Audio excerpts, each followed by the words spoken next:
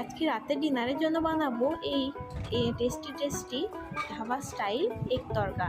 এখানে আমি ফার্স্টেই কলাইগুলোকে ভিজিয়ে রেখে দিয়েছিলাম ওভারনাইটের জন্য। এখানে আমি লবণ আর হলুদ গুঁড়ো দিয়ে ভালো করে এটা দুটো সিটি দিয়ে সেদ্ধ করে দেবো। এই কলাইটাই সব দোকানেই পাওয়া যাবে, খুবই ভালো হয় এই কলাইটা।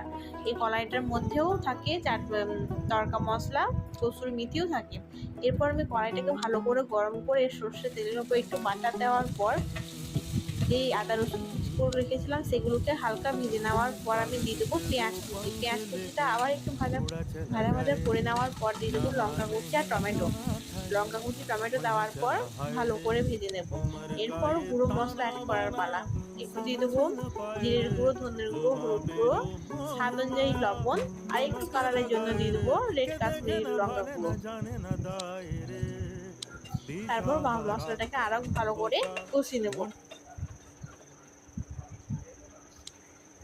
এরপর দিয়ে দেবো কসুরি মেথি। কসুরি মেথি দেওয়ার পর সেদ্ধ কলাইটাকে আমি দিয়ে দেবো। 2-3 মিনিটের মতো ভালো করে ফুটিয়ে নিলেই কিন্তু আমাদের হয়ে যাবে এই তড়কা। আর একটু ধাবা স্টাইলে করার জন্য গরম সর্ষে তেলের ওপর একটু তড়কা মশলা, কসুরি মেথি আর লঙ্কার গুঁড়ো দিয়ে ওপর থেকে দিয়ে দিলে কিন্তু আমাদের টেস্টি এগ তড়কা রেসিপিটা কমপ্লিট হয়ে যাবে। এই রেসিপিটা কেমন লাগলো অবশ্যই কমেন্টে জানাবে। ভালো লাগলে অবশ্যই এটা লাইক করে দেবে, চ্যানেলটাকে সাবস্ক্রাইব করে পাশে থাকবে। টাটা।